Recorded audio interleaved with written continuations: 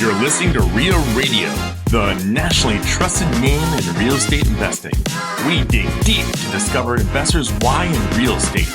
If you want to skip all the BS and get in investors' heads, you're in the right spot. Be one of the thousands to check out REIARadio.com. This episode is brought to you by Timber Creek Virtual. At Timber Creek Virtual, we don't just keep your business running, we take it to the next level. Our virtual and executive assistants handle all the everyday tasks so you can focus on what really matters, growing your business. Need clarity on your financial performance? Our expert bookkeeping services keep everything organized, so you always know where your business stands. With our seamless transaction coordination, you never have to worry about the details. Just close the deal. We've got you covered with cutting-edge digital marketing, proactive lead generation, and expert acquisition management. Plus, we handle the cold calling and messaging too. Let us handle the big C work so you can handle your business. Visit timbercreekvirtual.com/services and see how we can make your business soar. Welcome to REIA Radio, the real estate rundown with Owen Dashner. And Ted Kaasch. If you listen closely, you may hear my eyes roll with your intros. God, you're such a diva. Well, what's up, you big diva, you? Just doing our thing over here. So we had the REIA this week. And you made it. The monthly REIA. And we had Jeff Beals, Yeah. who killed it like always. He is, if nothing else is reliable, Jeff Beals is reliable, delivers. It was his biggest turnout that he's ever had. I think we had close to 120 people there. Jeff Beals of Grow Omaha, and what is it? Grow Omaha Media? Yes, that's the name of the company, but his website's growomaha.com, and his radio show is called Grow Omaha. Anybody catching this episode that doesn't know who Jeff is or missed the REIA this past week, man, sign up for their newsletter. Go to their Facebook page. If you're local. Yeah, if you're local, growomaha.com. Yeah, obviously you're not going to care about this in Turkmenistan, but literally this was what it was like. He gave basically an overview of the planned developments and happenings in real estate in the Omaha market and businesses, right? So he knows about all the new restaurants that are coming and all of the city planning activities that are targeted for, the upcoming year. Jeff will come in and basically do kind of a recap and some insight into what's going on for growth and development within the the businesses and real estate sectors. And he, did a good job of giving an overview of some of the bigger planned projects like the University of Nebraska Medical Center and the streetcar projects. And those are a couple of the big ones. The Mutual of Omaha new development. Which will be the biggest building in a four states area. Yeah. And then after he wrapped, he gives everybody a chance to walk up to the mic and ask questions like, hey, what about this part of town? What about that part of town?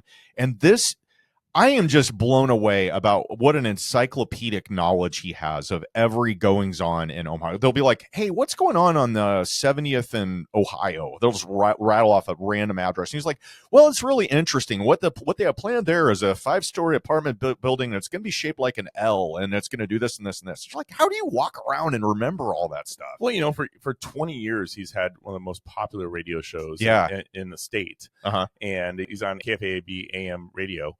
And he literally has a call-in show, I think like once a month, where people just call in everything. And there's a group of these guys in the room.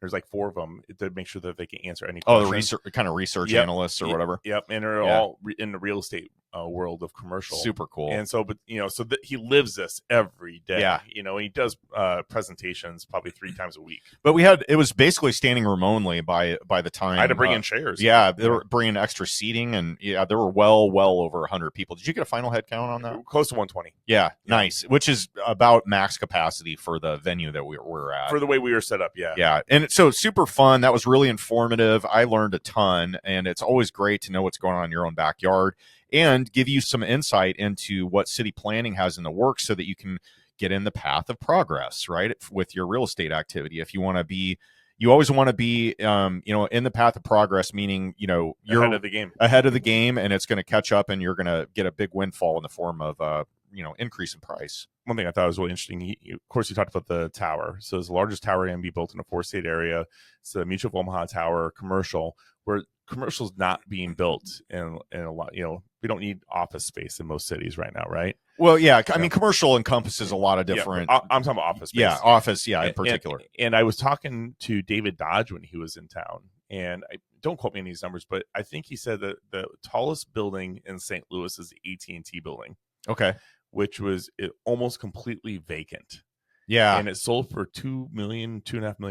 Yeah. And it was like, super big build. I mean, it was like 1 million square feet or something like that. Maybe I'm making that up, but really big. Yeah. Well, same thing happened with the Wells Fargo campus in Des Moines. Their main, a flagship building they had there that was like on acres of land. I don't know what the appraised value. I mean, it was in the tens of millions of dollars that it was worth, like a lot. Then some developer bought it for like pennies on the dollars, like $2 million or something. I mean, it was crazy, the disparity between what it is. The bank wanted the write-offs. Yeah, I don't know if it was a foreclosure or not, though. It might have just been because they vacated it and they weren't going to use the campus anymore. So, yeah. Crazy. It just tells you how Omaha's growing when everybody else is dying, and probably has something to do with Warren Buffett being here in town and all the business he brings here. Yeah, it certainly doesn't hurt. In other news, did you catch this one? On the local news stations here in Omaha, there's a organization called the Omaha Housing Authority, and they've come under fire recently for poor living conditions in multiple properties. And you know where my head goes right when we think about that? What? Remember that property we walked where we got on the roof and it was ran by OHA? Yes. And it was for sale? Yes. And we thought there was a dead body up there. Yeah. But there wasn't. Please don't sue us. But remember the mold that we saw in those units? It was really bad. And the windows were still original? Very poor condition. Oh, my gosh. So, yeah, they're under a lot of scrutiny and getting a lot of flack for bed bugs, and basically the fact that one building in particular in the Dundee area had them for years. I think they said, I mean, don't quote me on this, but it was a crazy number, like 8 to 10 years or something like that. They've been battling with this. The residents are fed up. Finally, they decided to lawyer up and also bring it to the attention of the local news. And it'll be really interesting to see what the fallout is from that, and that that whole activity with the class action. Because I always felt that and I've looked at not to completely bash the organization, because they do a lot of good things, but I have looked at a lot of their properties that they had basically owned and managed in really, really poor condition. And a lot of times they're affiliated a lot with organizations around the Omaha area on the government side that regulate what kind of condition properties are supposed to be in for individual investors like you and me. They conduct the rental inspections. Yeah, and if they're not held to the same standards as what they're inspecting, then that is a major problem. And they definitely are not. No. So I'm glad this is being brought to the forefront. Unfortunately, and I don't know this for sure, but unfortunately, it's probably going to mean a pretty hefty lawsuit and a lot of litigation involvement that's probably going to be paid for in part by taxpayers. Well, of course it is. Yeah. So I've called the OHA probably 4 times and emailed them this summer alone, because there's a OHA ran building by one of my Airbnbs. Okay. And every day the police are there, every day the ambulances are there. It's a nightmare. But the thing I was complaining about is that there was a RV that was in the property in the corner, and this lady was living in it for 9+ months. And I'm like, hey, the smell alone of them dumping all their feces into the yard. Oh, was it like Cousin Eddie off of vacation, like Christmas vacation? Yeah. And she was shitter's full, and she was living out of it. And I'm like, obviously not a tenant in the place, right? And the thing hasn't never moved. Yeah. Like, what are you guys going to do about this? And not even a response. That's that's a problem. And it wasn't until it got freezing cold that camper finally moved. Yeah. Well, anyway, so that's kind of a wrap on that topic. But yeah, there's a lot of really cool stuff that's happening in Omaha, and it's exciting to see new businesses coming and taking hold. We've noticed, and you and I talked about this, Ted, there's been a lot of restaurants kind of like that have been staples of the community for a long time that have shuttered recently. A lot, like an alarming amount. And you see that every year on the first year because their leases are done. So maybe a 5-year lease is up, and they just decide to move on because rents are going to be raised or whatever it is. But yeah, and some of them I've been pretty bummed about, because it's like, oh man, that place is closing. We love their takeout or whatever. But I do see a lot of new restaurants that are coming, and there's some really good ones. So it's going to be, I think Omaha is going to be, we're in a really good spot here. It's a really, really good community, business friendly, and they do a lot of growth that way. So when there's a Johnny's Italian Steakhouse, that was like one of our go-to places. Oh, out in Village Point. Yep, and they closed down. Mm-hmm. And we were going there to go dinner, and then all of a sudden we couldn't go. Mm-hmm. Like, we didn't know, so we went to Kona next door. Mm-hmm. They're closing. Really? Yes. Oh, I didn't know that. And anyway, we were there, and I was talking to the bartender, and they're like, "Oh yeah, the reason that they didn't tell anybody that was working there until like the week of." Yeah. And they said that the reason that it closed is because their lease was coming up due, and it was a substantial increase on it. And I'm like, come on, as a landlord, like, you have a staple restaurant, why would you not work with them to try to keep them? Well, I don't know. I mean, you got to figure, because they probably signed a 10-year lease, right? So because that place has been there since Village Point was originally built. Probably close to 20 at this point. Maybe. I did their advertising when I did nightlife. You could be right, but they probably signed a long-term lease like that, because I think Johnny's Italian Steakhouse is a national chain. Yep. And so they probably had a lot of that. Then, you got to figure 20 years later, rents have gone up like crazy. So I get it, I guess. And maybe they just, it was probably time too, because a lot of those national franchises or national chains, not necessarily the franchises, although they're involved too, they're required every so often to do a refresh and a remodel on their stuff. So that costs a lot of capital. And if you have a building that's, say, 20 years old, it may be really expensive to go home, to go in and rehab everything to standard. But we know how that goes. Yeah. Anyway, so little topic shift here, but I wanted to get into today's Golden Nugget. And this Golden Nugget is brought to you by JM Real Estate Capital. Hi, it's Rob, JM Real Estate Capital. We're the money guys that you need to know for all your real estate investments. Talk to us. We can do what your local bank can't or won't do. We don't have millions, we have trillions with a T to lend. 844 we close, or go online, jmrecapital.com. That's jmrecapital.com. JM Real Estate Capital, smart solutions for the real estate investor. All right, so I know people listening to this, it's funny because I think on by the time you're listening to this will what I'm talking about will have already come out. But I think I think I've talked about LinkedIn twice now, at least. Yeah, 2 or 3 times. So I've got this like LinkedIn experiment going on for 2025. Again, Owen. No. Here's an early result. Okay. I want to tell you what it is. So I've in the 2 weeks that I've been doing this, it's been 40 new connections. One of the guys that I connected with is really interesting. I had an actual a phone call with him and his business partner, and here's what they do. You want to hear? Mm-hmm. All right. So he is a registered investment advisor that specifically works with family offices and private equity firms and wealthy individuals. They're based out of California, but they do this all over the U.S. with the sole purpose of raising capital for other groups, other people. So how they work is they basically think of because here's the deal. Like, if you wanted to go out and raise money, like everybody's like, oh, use other people's money and syndicate and this and that. It's very regulated, that business, and you really need to know what you're doing. And there's things you can and can't do. And one of the things you're not supposed to do is pay somebody a commission for raising capital for you. It's not legal. Okay. I can't just say, hey, Ted, I'm going to go out, out and do this. But you can get ownership shares, right? There's ways around it. I don't want to get into the legalities because Okay. I don't know.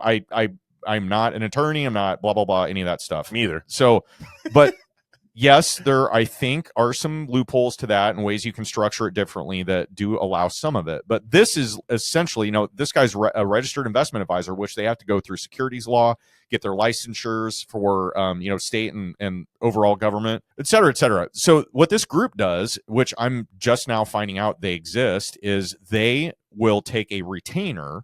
So you can pay them essentially like an employee. And you're saying, I am hiring you to go out and raise $25 million for me. And they are on retainer. So like this group in particular, it's 10 grand a month. Okay. Really pretty steep, right? That's a highly paid employee. If you hired a new employee to just to do that job, it costs you $120K a year plus benefits, et cetera, et cetera. This group, you're basically like, they're a hired gun. So I'm going to retain your services for X number of months, and it doesn't have to be a year. It's until they hit your bogey. So if you say, I'm raising 25 million, I'm engaging your firm, you're going out and working on my behalf. And they're doing all this stuff. They're doing like lunch and learns and calling on all these family offices and presenting your deal or your fund that you have. And then when they finish the raise, then they get a 2%, basically, I don't know if it's commish is the right word for it, but they basically get 2% of the amount of the capital that they raised for you in a lump sum. So pretty sweet deal for them. You're into your bonus. Yes. And, and you can cancel after, like 30 days notice. So if you try, if you're like, hey, I'm going to try these guys for like 4 months, it's 40 grand that I'm putting at risk. And if they're able to raise money, then great. I'm going to keep letting them finish out the whole capital raise. But I was just like, wow. And in my mind, I was like, that's a lot of money, 10 grand a month. What if they don't do anything? And he's like, yeah. And then he sent me all the information on what they actually are doing. And I was like, oh, that's pretty cool. Do they also send their previous client list? Well, that's where I'm at right now. So I had an initial call with them, a debrief call with, because we have a liquid lending fund where we raise capital from just people, right? So you may have 50 grand that you don't have anything to do with. You may have $5 million that you don't have anything to do with. And we have a fund where we take that money from investors and then we loan it out to borrowers on real estate projects. And so it's basically a pool of money that's spread over multiple loans on investment real estate. And then we pay a really good return to our investors. And then we, keep the spread of the balance minus all of our, operating expenses.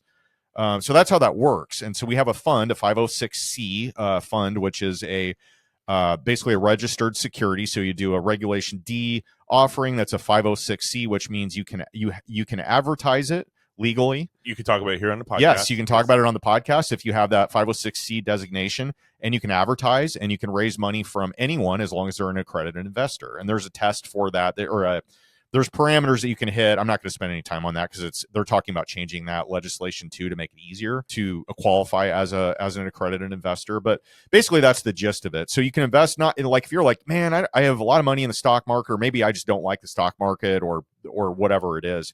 This is an alternative method for getting your money put to work, and it's spread risk over a really big portfolio of loans, and that's how that works. So we're trying to double our size of our fund this year.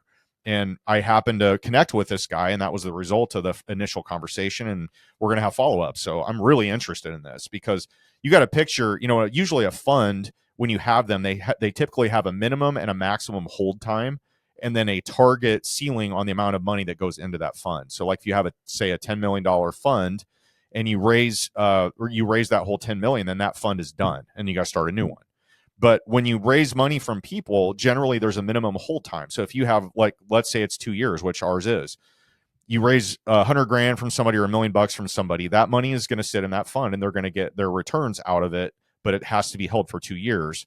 And then, so you got to look at it as like, this is a good opportunity to say, okay, what's the cost benefit of doing this? So if we raise that $50 million, it goes forever, or like maybe until the people pull their money out. Right. So at least 2 years you're going to have that. So you just do the math and see if it's worth it.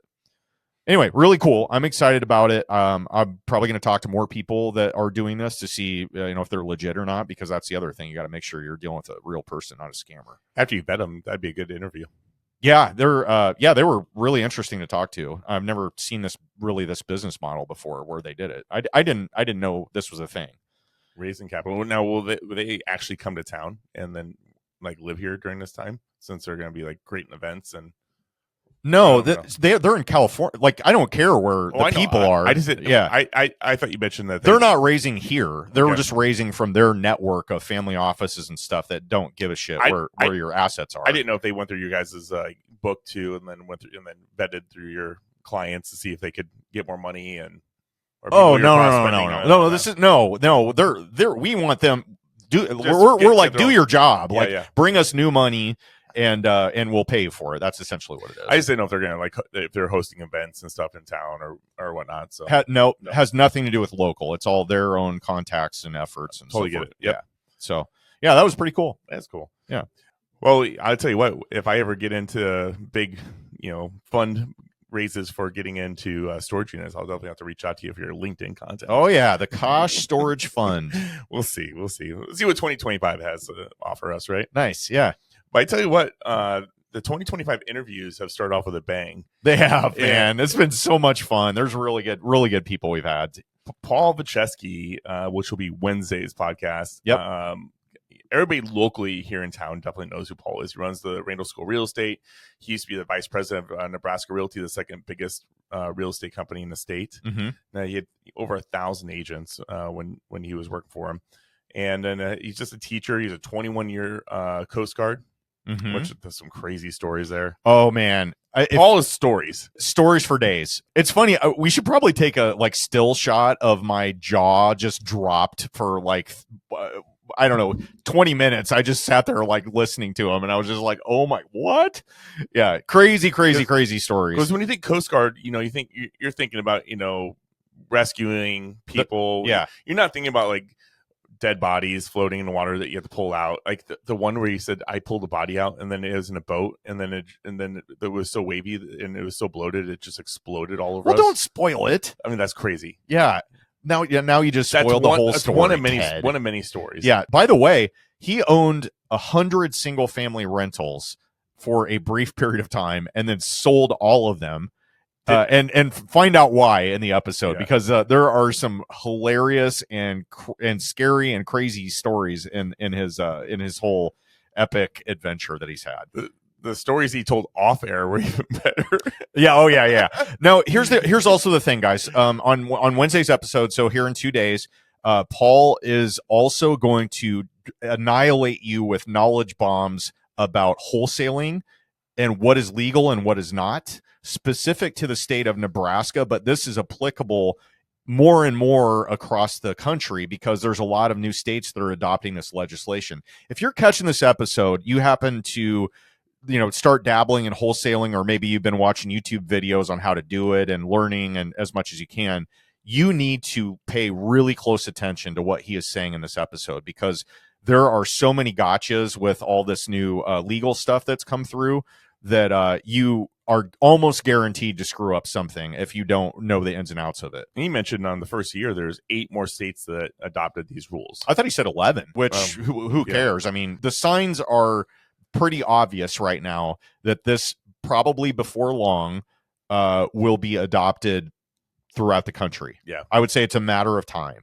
So you may operate in a state and you're like, oh, that doesn't matter because I'm in whatever, South Dakota or whatever it is that doesn't have these regulations. Guess what? They're paying close attention. Their real estate commission is probably talking at national conferences with other state commissioners or state, directors of the real estate commission about this exact thing, unlicensed wholesaling and how to regulate it or prevent it altogether. And so anyway, tons of info there. You are probably going to want to take notes and listen to that multiple times, and it also helps our downloads. Thank you. It does, yeah. Share that, please. Well, if you're listening to the first time or 178th time, we'd appreciate you giving us a review, share. If you have multiple podcast apps on your phone, just go ahead and like and share in all those because it helps us get seen better. That's what we need here. We need to be seen more, right? Hey, you got any reviews you can give a shout out to here? Well, I got no new reviews to talk about today, but one thing I would ask is that we have not had a written review on Audible for almost 2 years. Yeah, and so I know that's not the app that everybody uses, but it does help us. So get on there, get on your Audible. I know you guys are all listening to books. Write a review, give us a 5-star. We have a 4.8 out of 5 on that one. What? Yeah, it's the only one we don't have a 5-star on. Is that the lone 4-star review or 3-star? They didn't write anything. They just clicked something. So okay, we need your help. We got to get back up as close to 5 as we can. Yeah, and we have 127 5-star reviews on Apple. Nice. All right, which is way more than Trunk Real Estate, by the way. Oh, way more. Throwing a little shade. Yeah, I love it. All right. Hey, so share, subscribe, and 5-star review, please, por favor. Cool. With that, Owen Dashner, we see us out. On behalf of Aiden Bear, Ted Kaasch, and REIA Radio, I'm Owen Dashner, and you've been listening to the Real Estate Rundown. This episode is also brought to you by PropStream and Magic Door.